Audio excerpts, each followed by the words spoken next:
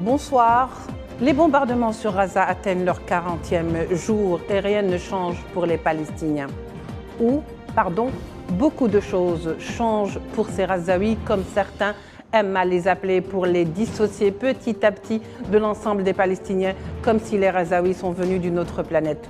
Beaucoup de choses ont changé pour ces civils démunis de tout, sauf de leur foi inébranlable. Ils ont perdu leur famille, leurs cousins, leurs enfants, leurs maisons, en somme, leur vie. Ils ont perdu des parties de leur corps, de leur propre corps. Ils ont perdu des membres de leur corps. Ils ont été amputés d'un pied, d'une main. Ils ont perdu le sourire, tout simplement. Après 40 jours de bombardement, que reste-t-il qui n'a jamais ou qui n'a pas encore changé pour les Gazaouis? Que reste-t-il à dire? L'on craint désormais que 40 jours après, que face à des images quotidiennes de l'horreur, on ne finisse par s'endurcir et par s'habituer comme l'on s'habitue au pire. Et c'est là le danger. Mesdames et messieurs, vous êtes bien sur l'échiquier international.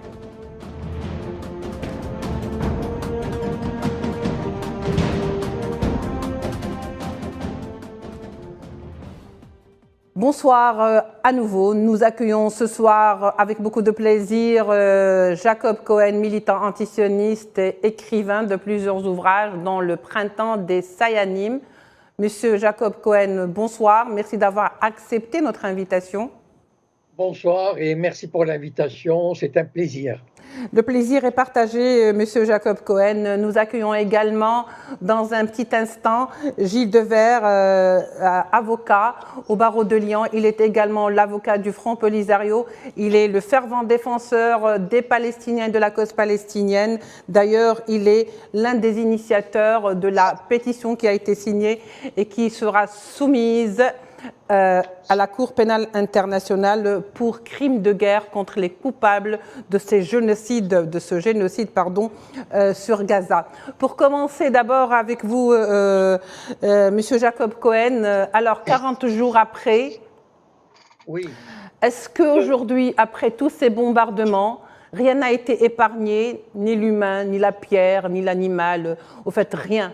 Absolument rien, puisqu'on a vu, il y a 2 jours de cela, même l'hôpital a été bombardé, même l'hôpital a été transgressé, l'enceinte de l'hôpital a été transgressée, des chiens ont été lâchés sur les cadavres des martyrs, les blessés, du moins ceux qui avaient au moins un espoir de s'en sortir, pour certains, eh ben, leur sort a été carrément scellé.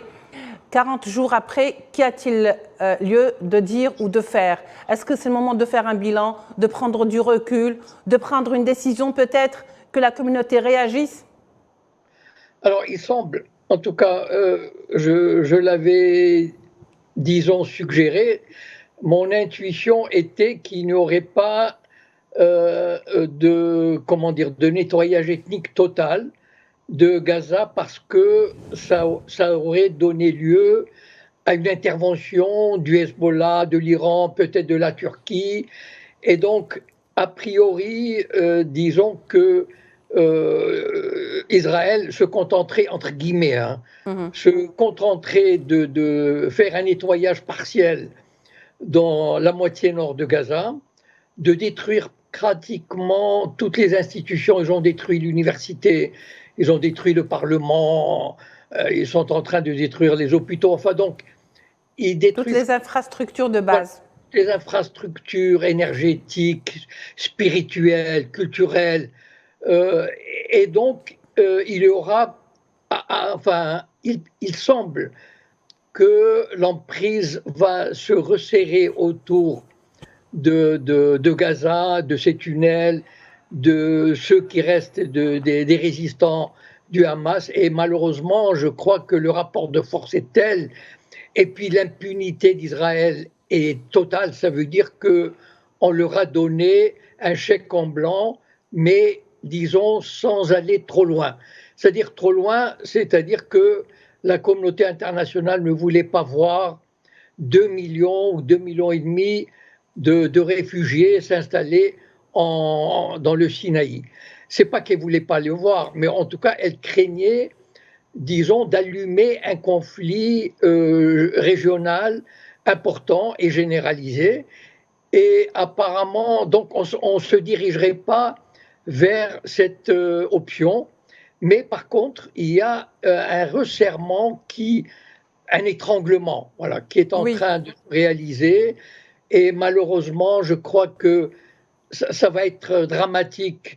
Bon, il y aura peut-être moins de bombardements parce qu'ils ont détruit probablement tout ce qu'ils voulaient. Et donc, il y aura vraiment un étranglement de ce qui reste petit à petit, l'étouffement. Euh, voilà, je crois Oui, que Monsieur peut-être qu'il Jacob aura... Cohen, Oui. vous avez dit que justement il y avait une volonté de ne pas aller trop loin. Alors il faut déterminer un petit peu le trop loin, il s'arrête où, il commence où, à quel moment on est allé trop loin, parce que est-ce qu'avoir massacré près de la moitié de Gaza aujourd'hui, il y a des milliers de morts, il y a des blessés, il y a des handicapés à vie. Alors, est-ce que ça, c'est pas trop loin? Alors, où commence justement le trop loin? Est-ce qu'il faut voir tout Gaza complètement rasé? Non, je parle de façon un peu Oui, cynique, oui, oui, hein. bien sûr, oui, Quand je oui. dis trop loin, C'est-à-dire voilà, par non, rapport à quand je dis certains trop loin, entendements et un certain raisonnement. voilà, pour ne pas heurter la sensibilité. Vous savez, les pays occidentaux, enfin les dirigeants occidentaux ont une sensibilité à fleur de peau.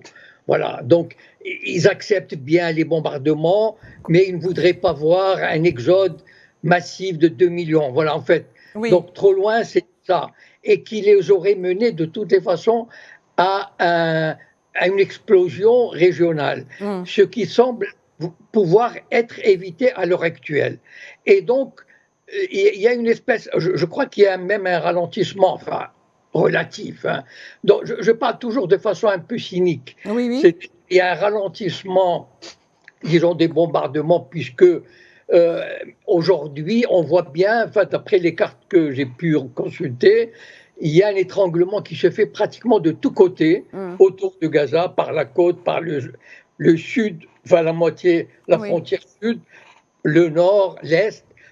Et donc, euh, voilà, enfin, j'ai l'impression que ce qui restera, ça ne veut pas dire que la résistance va disparaître, mais elle sera énormément affaiblie. Le temps de la reconstruction sera très très long, très pénible. C'est, je ne sais pas, peut-être il y a 500 000 personnes qui ont quitté le nord de Gaza. Si elles veulent retourner, Alors oui. il y a des milliers, des centaines de milliers de logements qui ont Alors on été... en arrive justement à parler de reconstruction. Oui. Est-ce qu'on permettra à ces Palestiniens qu'on a forcés justement à se déplacer, est-ce que finalement l'objectif est qu'ils reviennent à nouveau et qu'ils reconstruisent à nouveau? D'autant plus qu'on s'attendait quand même à une sorte de désescalade, M. Jacob Cohen. Je rappelle, selon donc l'armée sioniste, l'entité sioniste a lâché 6 000 bombes sur la bande de Gaza, Oui. un poids total de 4 000 tonnes d'explosifs.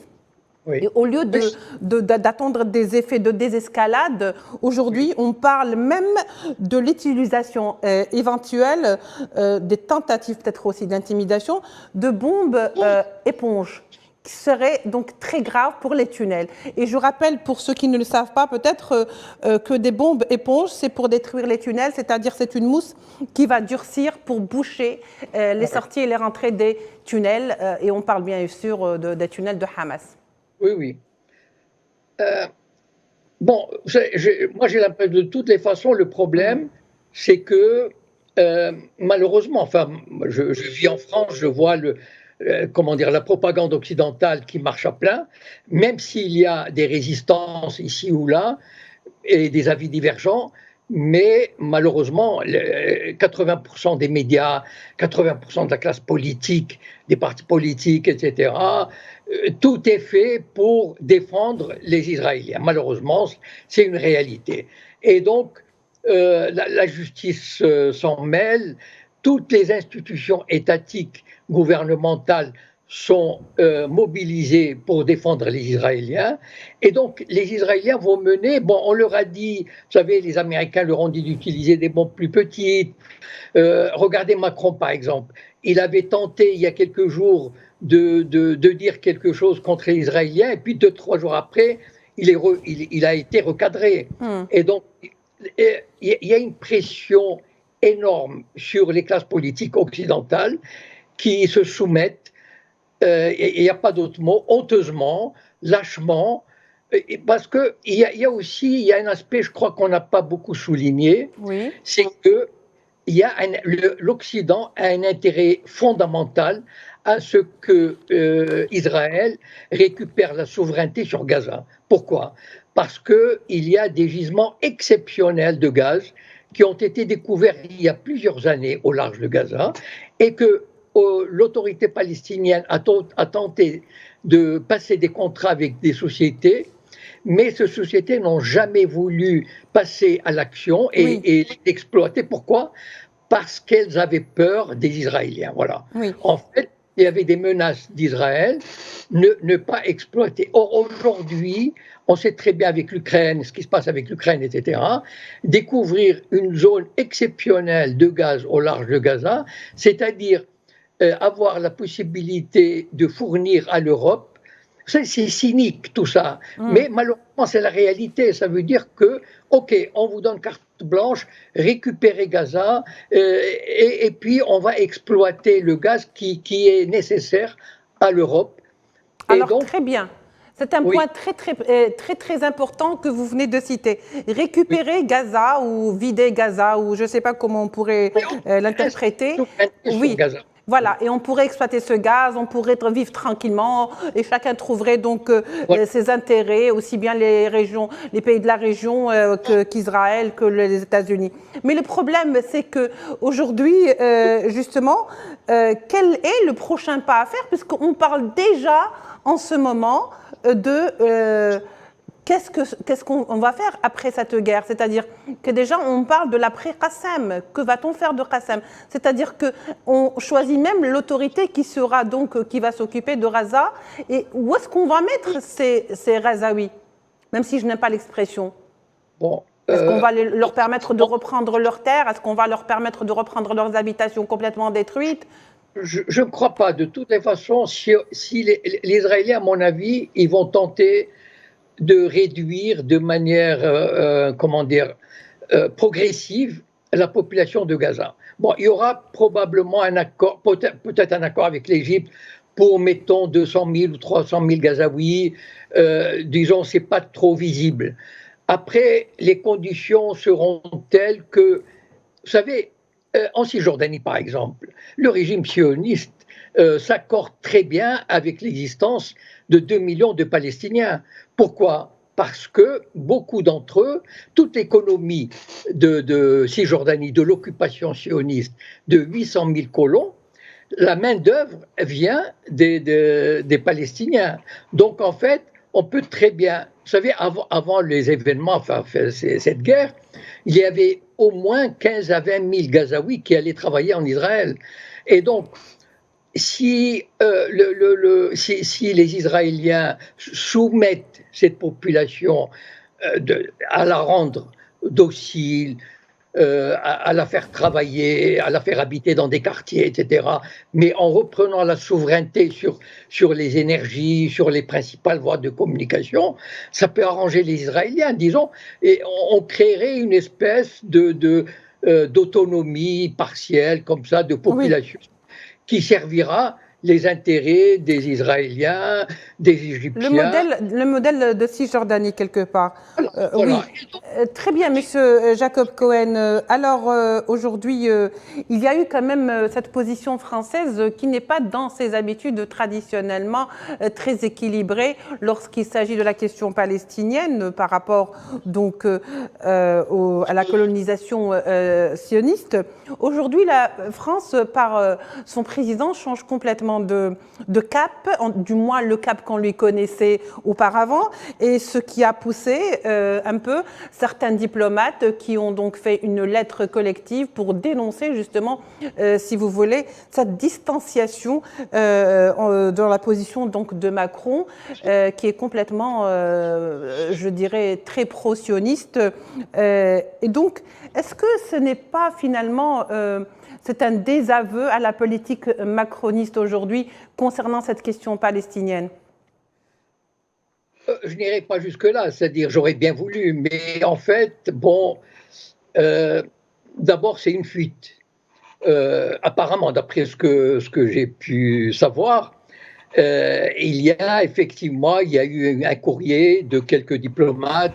Bon, c'est une fuite euh, et qui n'ira pas très loin finalement, parce que en fait, le gros du corps diplomatique, le gros des hauts fonctionnaires, des ministres, de la classe politique, ont une vision, comment dire, d'obéissance à l'État. Voilà, c'est-à-dire l'esprit républicain, si on veut. C'est-à-dire, bon, voilà, le président a une légitimité pour définir la politique étrangère, et donc l'écrasante majorité des hauts fonctionnaires, des ministres, etc., obéissent à ce que fait Macron. Il pourrait y avoir des grincements de dents ici ou là, mais de toutes les façons, vous savez, l'indépendance diplomatique de la France, elle a disparu depuis une quinzaine d'années. Mm.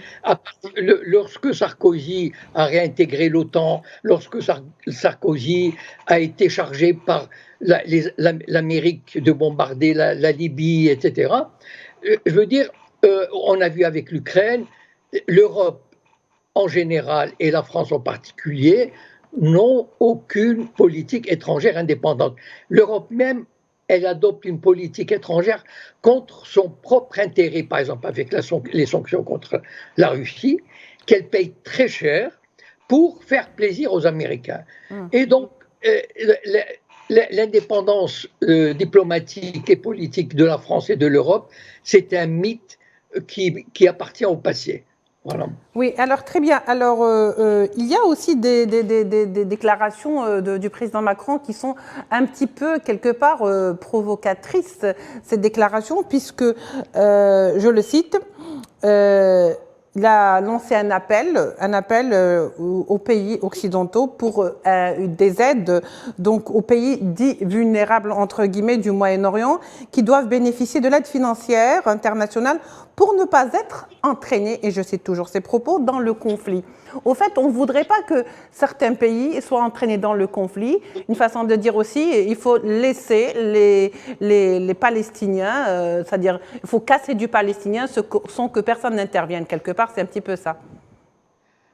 Vous savez, les aides, moi je me souviens quand il y a eu les accords d'Oslo, il y avait une conférence internationale et on avait promis des milliards et des milliards. Mais en fait, vous savez, l'Occident, il a l'habitude de faire ce genre de déclaration. Quand il a envie d'aider, il le fait. D'ailleurs, l'Ukraine, c'est par dizaines de milliards qui s'abattent sur l'Ukraine, sur un régime corrompu, etc. Alors que sur les Palestiniens, on ne voit rien venir. Voilà, on ne va rien venir. Ce sont des promesses en l'air. C'est comme la promesse des deux États, c'est comme la promesse de l'aide. Qu'est-ce qu'on a vu sur Gaza? Qu'est-ce qu'on a vu sur la Cisjordanie? On leur donne le strict minimum pour survivre et pour qu'il n'ait pas... Oui. Pardon? Même pas le strict minimum.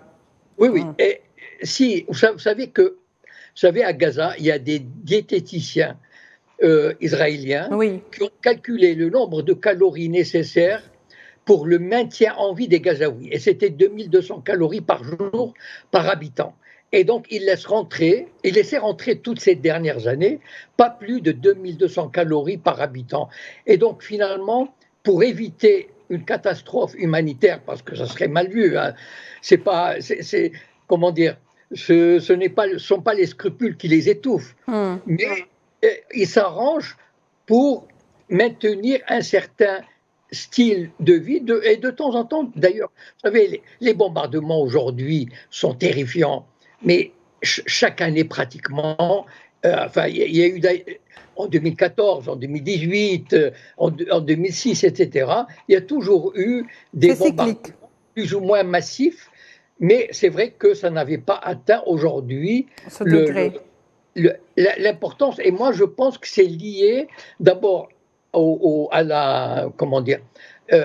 choc du 7 octobre et à mon avis aussi au cynisme de l'Occident qui a envie de récupérer, comme j'ai dit, la souveraineté, d'avoir la liberté totale d'exploiter le gaz au large de Gaza. Et c'est pour ça d'ailleurs qu'il mène cette action. Alors, sincèrement, je sais que c'est très très difficile de pronostiquer ou même de prévoir quoi que ce soit. Mais bon, on est à 40 jours quand même de bombardements intensifs. Je veux dire, sans discontinu.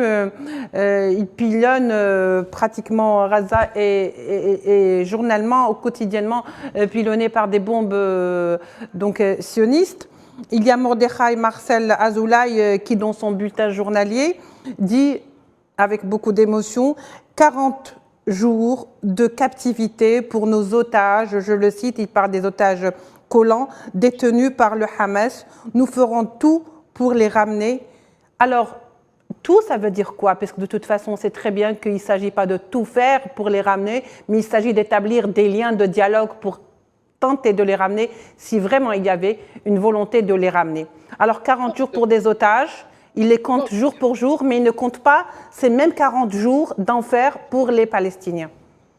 Non, à mon avis, les autorités israéliennes, comment dire, sur la question des otages, ils les font passer par pertes et profits, c'est-à-dire c'est secondaire.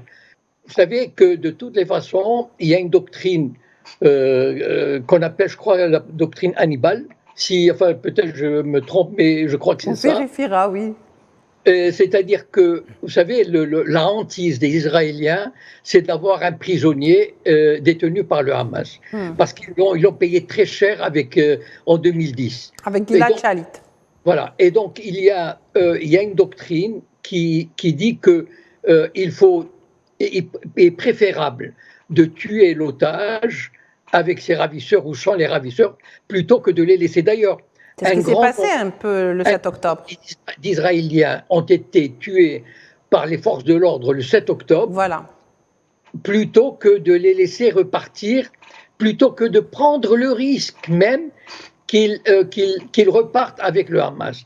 Donc en fait, le cynisme, ça c'est l'utilisation des otages, c'est juste parce que le Hamas a proposé à plusieurs reprises une trêve de 24 heures, de 48 heures, de 5 jours pour établir des modalités d'échange, et jusqu'à présent, les Israéliens n'en veulent pas. Voilà, les otages, c'est-à-dire que pour eux, pour les autorités, c'est une question secondaire. Voilà. S'ils meurent, ben tant pis, ils les passent par pertes et profits. Ce n'est pas aussi important qu'en tous les cas, ils le laissent croire devant les médias. Voilà. Exactement. Oui. Alors, il nous reste moins de 3 minutes, Jacob Cohen. Donc, la question que j'allais poser tout à l'heure, c'est il est très difficile de prévoir, mais finalement, 40 jours après les bombardements, on ne voit pas la fin. Selon vous, comment cette guerre contre Gaza, parce que c'est le cas, va se dénouer? Alors, à mon avis, mais c'est une intuition comme ça personnelle, à mon avis, on ira vers un certain allègement, c'est-à-dire il y aura de moins en moins de bombardements, il y aura plutôt une opération de nettoyage menée, excusez-moi d'utiliser ces termes, mais selon leur concept, oui. Voilà, c'est-à-dire les Israéliens vont mettre beaucoup de temps, enfin de matériel, d'hommes et de moyens pour nettoyer petit à petit voilà, le quartier. Et à mon avis, malheureusement, vu le rapport de force, vu ce qu'ils ont déjà fait, etc., ils arriveront en tout cas à éliminer une grande partie de la résistance de Hamas, les résistants, et donc on ira vers une stabilisation, ça veut dire vers une sorte d'occupation, une neutralisation, voilà, une neutralisation des Palestiniens, une occupation déguisée, et voilà, et donc finalement, à mon avis, on ira vers une accalmie de la violence extrême. Il y aura encore de la violence, mais il ira, à mon avis en tout cas, en diminuant, voilà. Et on dira ensuite, après cette période que vous venez de décrire, si elle venait à arriver, on dira quoi? On dira finalement tout ça pour ça? Ou pourquoi alors tout ça? Non, oui, ça, vous savez, les Israéliens, ils ont l'habitude de ça. Vous savez, ils répètent les mêmes discours, les mêmes événements depuis 70 ans. Vous savez, on peut quasiment les retrouver. Cette fois-ci, on va neutraliser le terrorisme, il n'y aura plus de Hamas, il n'y aura plus ceci et cela, et on recommence. Et donc, Oui, merci. voilà. Merci. Oui, Oui, très bien. allez-y, poursuivez votre phrase. Non, non, c'est-à-dire que malheureusement, voilà, on a vécu une séquence, la plus terrible de celle qu'on a vécue jusqu'à présent, mais Oui. il y aura malheureusement, enfin, il y aura D'autres. malheureusement ou heureusement d'autres séquences de résistance, etc. Voilà. Merci beaucoup, Monsieur Jacob Cohen, d'avoir été avec nous, d'avoir répondu à nos questions. Je rappelle que vous êtes militant antisioniste, vous êtes également écrivain, vous êtes professeur, vous étiez également professeur à l'Université de Casablanca, d'où vous êtes donc originaire. Et je rappelle votre ouvrage très important, celui donc Le Printemps des Sayanim, que je conseille donc à nos téléspectateurs, très important ouvrage et très intéressant. Merci également à